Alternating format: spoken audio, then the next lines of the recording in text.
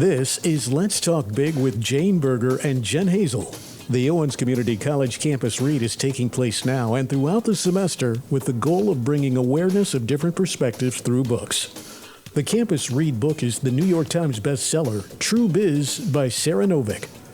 Tru Biz is a story of sign language and lip reading, cochlear implants and civil rights, isolation and injustice, first love and loss, and above all, great persistence, daring, and joy.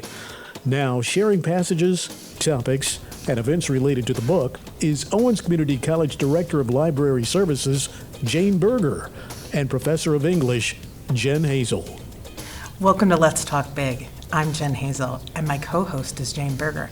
And we have with us today our guest, Barb Seguine, who Thank you for having me. You're welcome. Glad you're here. Who's the Director of Therapeutic Services, That's Exercise Science, and Occupational Therapy Assistant. Woohoo! Whew, that was a mouthful, but I got it. I'm impressed.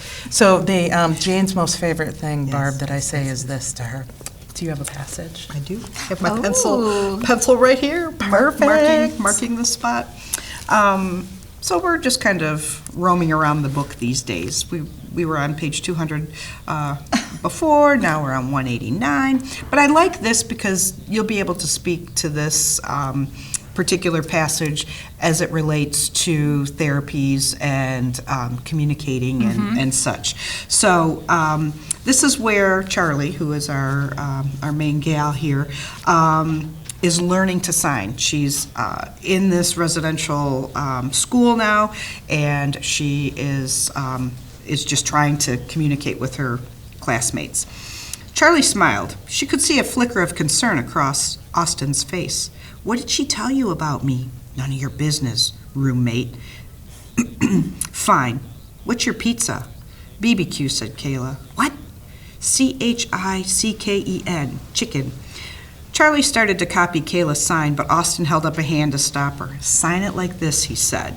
The signs were quite different. Kayla's had been two-handed, a pinching of the pointer and middle finger and thumbs like a pair of beaks pecking downward, while Austin's was one-handed, the pointer finger and thumb creating a slender beak beside his nose. Charlie raised a hand to her own face skeptically, copying Austin's sign. Chicken, chicken, same difference.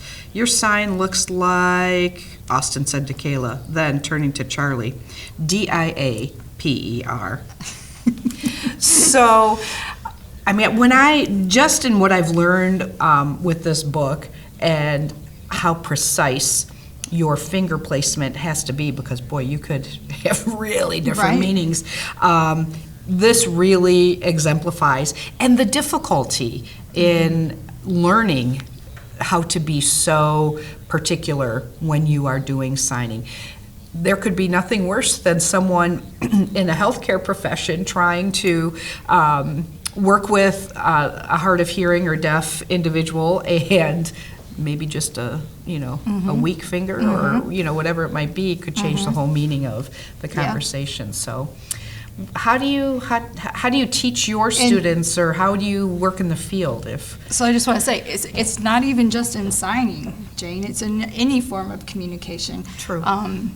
As a healthcare provider, we have to be so tuned in to who we're communicating to and get at that level. And we're always teaching our students to use layman's terms, break it down into steps when communicating. We call that therapeutic use of self. And Charlie's story is so interesting because as an occupational therapy practitioner, our goal is for people to be independent in their activities of daily living. For a teenager, of course, that's school, it's relationships and developing those new relationships, girlfriend, boyfriend type things. For a small child, it might be play.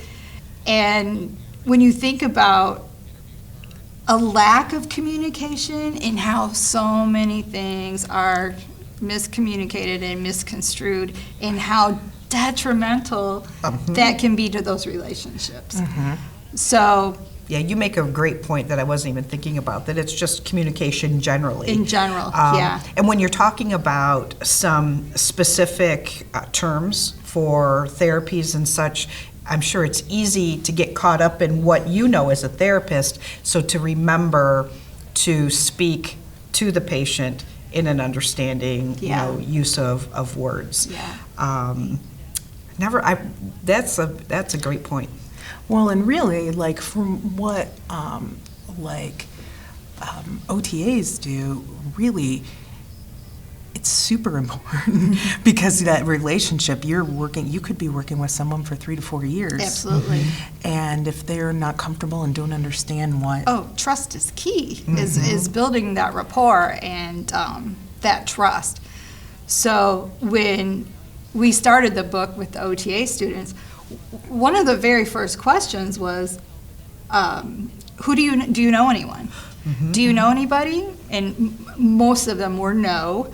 And what do you want to get to know? And it was just that, how to communicate. I didn't realize how hard that would be. And there's a passage in the book when Charlie's in the hospital and the nurse is kind of like talking really loud and slow. And Yep. And I was like, oh my gosh, how many times have I seen that?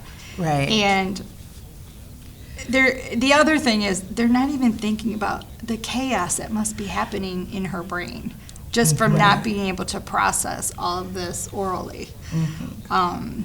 And somehow, and the anxiety that provokes. Right, and somehow if you talk louder, they'll somehow be able to get it. Yeah, people do that with elderly, too. Well, I was just going to say that with my dad, who was so vain, he did not want to wear a hearing aid because, people might see it. So he couldn't hear, like, for beans. And I was always with him at all of his appointments and such. And he didn't want to admit that he couldn't hear, so he just, smile and nod along. And I'm thinking, you didn't hear a word they said.